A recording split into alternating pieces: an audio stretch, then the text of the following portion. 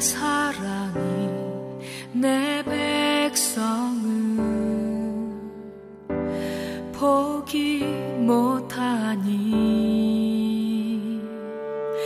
내 모든 것 내어주고 나 그들을 얻으리라. 여호와께 돌아가자.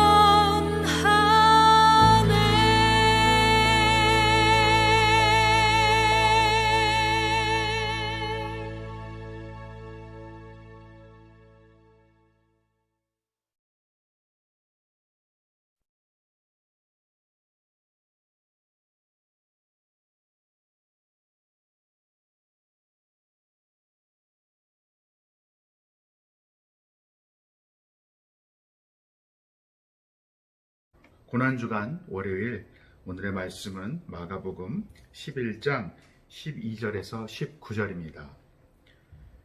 이튿날 그들이 베다니에서 나왔을 때 예수께서 시장하신지라 멀리서 잎사귀 있는 한 무화과 나무를 보시고 혹 그 나무에 무엇이 있을까 하여 가셨더니 가서 보신즉 잎사귀 외에 아무것도 없더라. 이는 무화과의 때가 아님이라. 예수께서 나무에게 말씀하여 이르시되 이제부터 영원토록 사람이 내게서 열매를 따먹지 못하리라 하시니 제자들이 이를 듣더라. 그들이 예루살렘에 들어가니라. 예수께서 성전에 들어가사 성전 안에서 매매하는 자들을 내쫓으시며 돈 바꾸는 자들의 상과 비둘기 파는 자들의 의자를 둘러 엎으시며 아무나 물건을 가지고 성전 안으로 지나다님을 허락하지 아니하시고 이에 가르쳐 이르시되 기록된 바 내 집은 만민이 기도하는 집이라 칭함을 받으리라 하지 아니하였느냐. 너희는 강도의 소굴을 만들어도다 하시매 대제사장들과 서기관들이 듣고 예수를 어떻게 죽일까 하고 꾀하니 이는 무리가 다 그의 교훈을 놀랍게 여김으로 그를 두려워함일러라. 그리고 날이 저물매 그들이 성 밖으로 나가더라. 우리가는 월요일서부터 예수님께서 마지막 예수님의 고난주간 월요일서부터 금요일까지 무엇을 하고 지나셨는지, 그리고 그 일주일에 있었던 사건들이 우리의 삶에 어떤 의미를 가지고 있는지를 한번 나눠보려고 합니다. 오늘 예수님은 영광스러운 입성을 하시고요. 그 다음날, 지금 우리에게는 월요일이겠죠. 월요일날 다시 예루살렘 성전으로 들어가시기 전에 두 가지 사건을 우리에게 보여주고 계십니다. 첫 번째는 무화과 나무를 저주하는 사건이고요. 두 번째는 성전을 또 깨끗하게 하는 사건이십니다. 무화과 나무를 저주하신 예수님의 모습을 보면서 우리는 당혹함을 금치 못합니다. 잎사귀 한 무화과 나무에 열매가 없다고 하여 예수님이 그 나무를 저주를 하세요.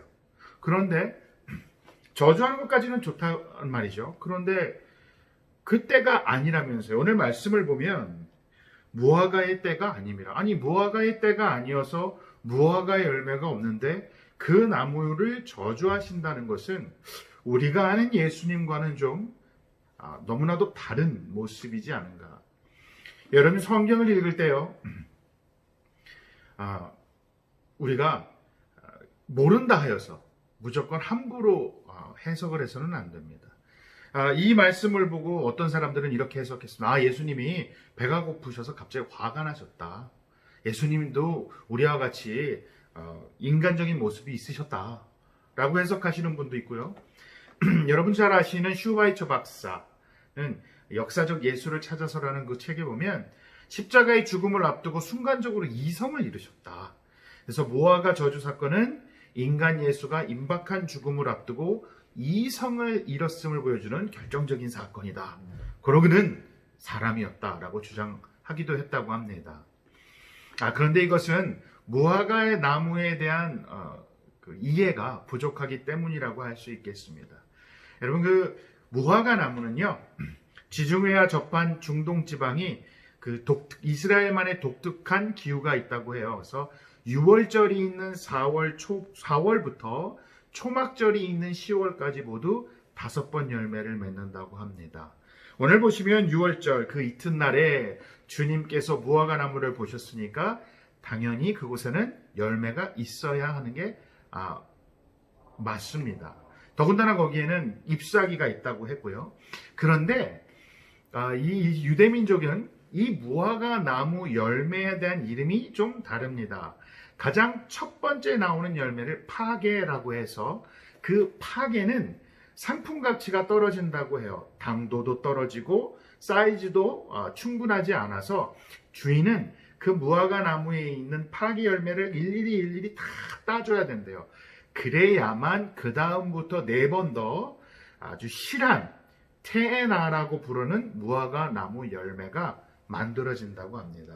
그러니까 파게를 다 따주지 않으면 테에나가 열리지 않는 거예요. 그래서 파게는 무화과 나뭇잎이 나오고 파게가 열리고 그 파게를 따주고 테에나가 열리면 그 테에나를 탈 수 있는 것이라고 해요. 많은 순간 성경에서는요, 이스라엘을 무화과 나무하고도 비교를 많이 합니다. 그리고 예수님께서는 무화과 나무에서 하나님 나라를 진지하게 고민했던 나다나엘을 보셨고, 나다나엘을 만났을 때 무화과 나무 아래에 있는 너를 보았다라고 말씀하시는 사건도 여러분 기억하실 겁니다.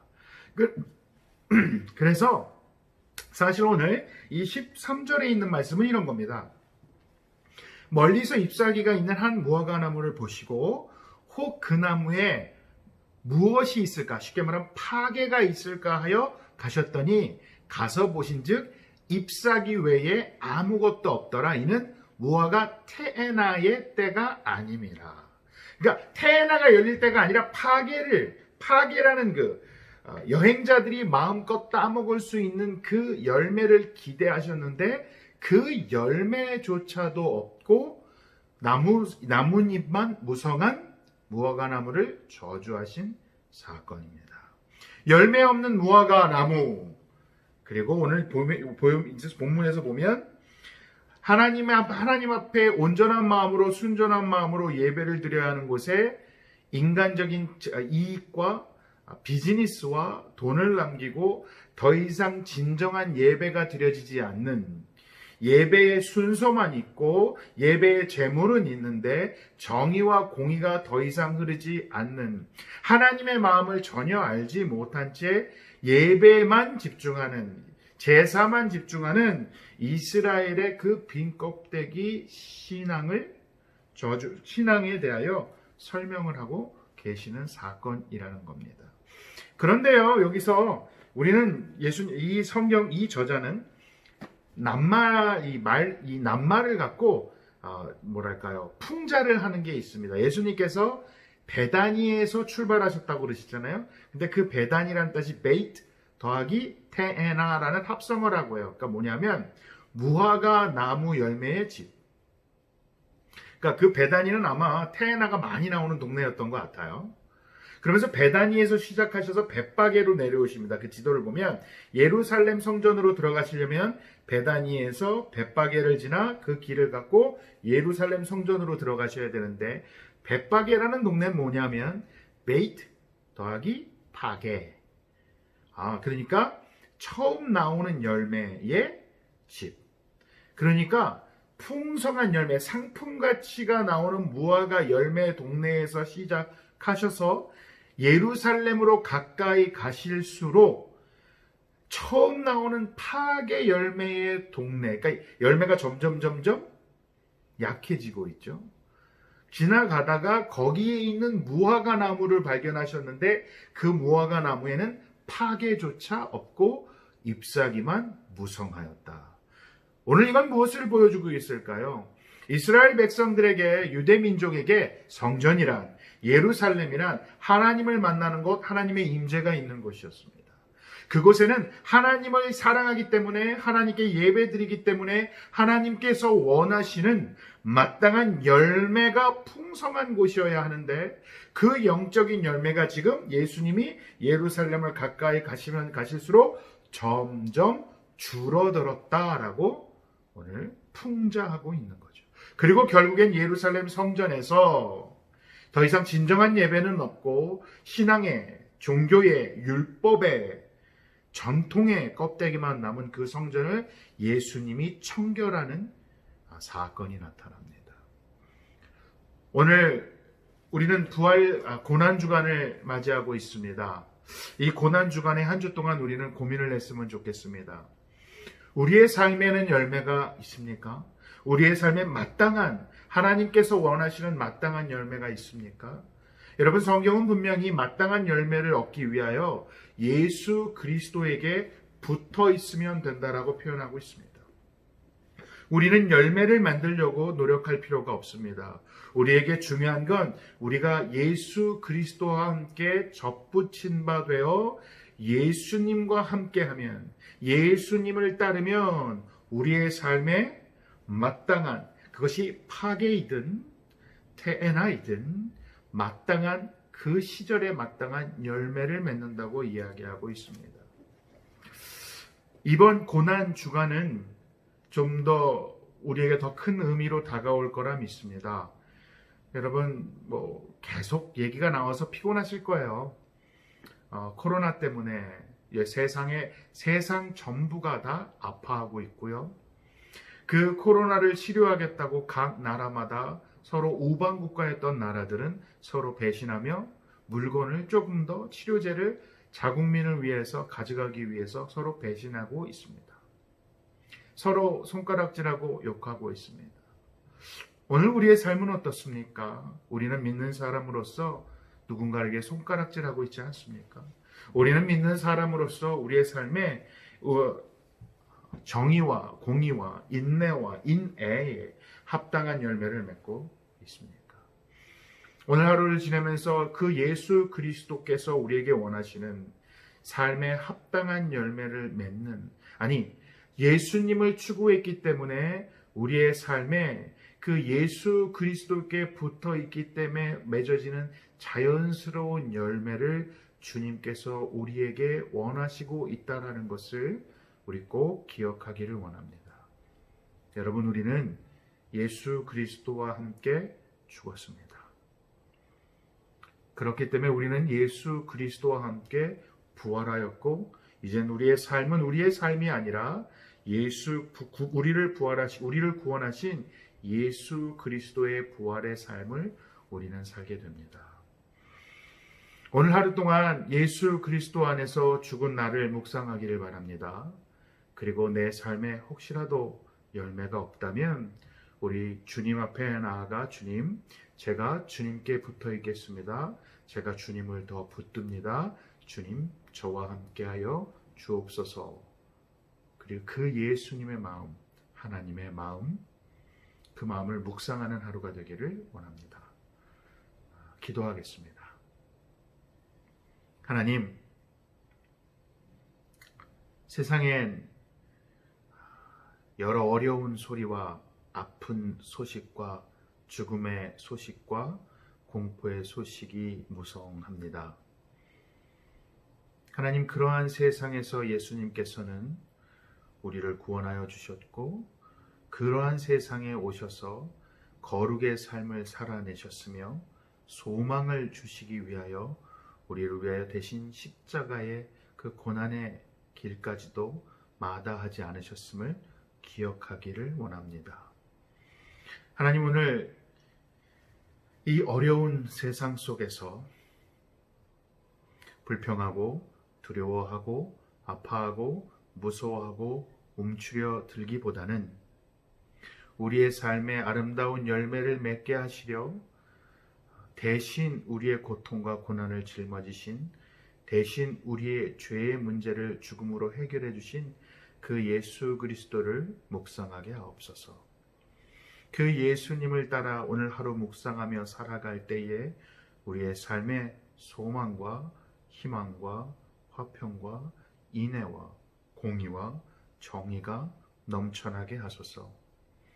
오늘 이 시간에 집에서 자녀를 돌보는 부모님이나 지금 이 순간에도 공장이나 회사에 나가서 일을 해야 하는 우리 그 많은 성도님들, 그리고 무언가를 하고 싶어도 할 수 없어서 괴로워하고 걱정하고 있는 우리 성도님들, 주님께서 마음을 붙들어 주시고 오늘 하루만큼은 주님을 바라보며 주님을 묵상하게 허락하여 주옵소서. 우리의 삶 속에서 승리되신 그 예수님을 소망하며 예수님의 이름으로 기도하옵나이다.